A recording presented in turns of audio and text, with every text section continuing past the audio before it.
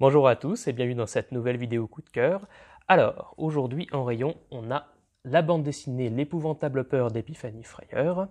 On va beaucoup vous parler de bande dessinée dans nos premières vidéos, tout simplement parce que c'était censé être l'année de la BD, cette année.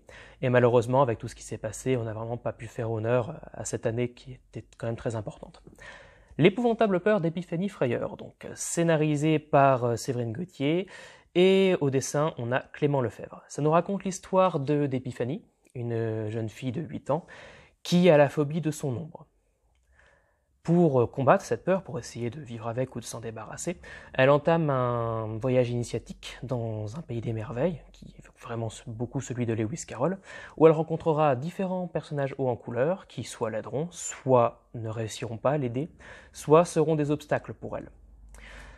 Alors c'est très très plaisant à lire parce que, outre le fait que la thématique de la peur forcément est omniprésente tout le temps, c'est très allégé par ce côté, encore une fois, très Pays des Merveilles, Alice au Pays des Merveilles qui est toujours là, avec ses personnages qui sont très farfelus. Et il y a beaucoup de jeux, notamment avec la langue française. Par exemple, à un moment, Épiphanie commencera par aller voir un médecin pour essayer donc tout simplement de la guérir, et elle lui évoquera ses symptômes, donc la chair de poule, l'angoisse à la gorge, et à la fin, elle évoquera ses cheveux qui se dressent sur sa tête.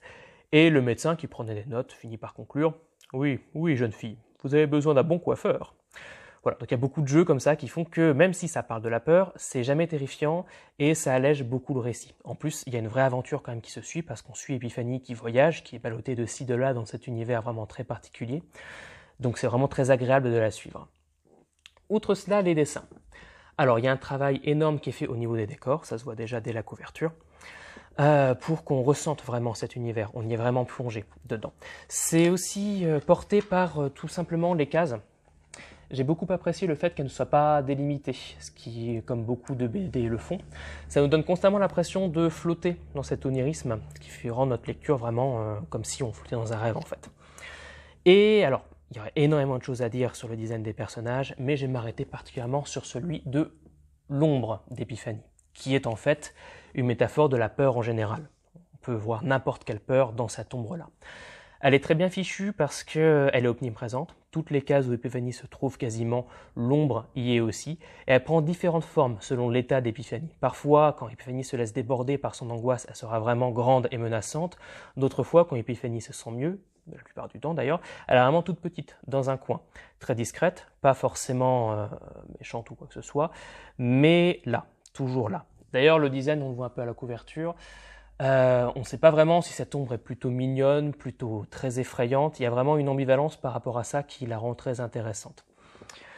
J'ai eu pas mal d'échos de la part d'adultes sur cette bande dessinée qui de base vise plutôt les enfants, qui m'ont dit qu'ils y ont quand même trouvé leur compte. Et c'est vrai qu'en le relisant, le fait que l'ombre soit une métaphore d'à peu près n'importe quelle crainte fait qu'on s'identifie très facilement au personnage. Et comme chaque personnage est une métaphore de la manière dont on peut réagir à nos peurs, il y a une double lecture qui s'instaure notamment dans leur dialogue qui, je pense, ne peuvent être compris que par les plus grands. Donc les plus grands peuvent aussi y trouver leur compte. Si vous voulez l'emprunter, n'hésitez pas. Pour conclure, je dirais que c'est un livre qui parle de la peur est tout le temps là, mais qui ne vise pas à faire peur.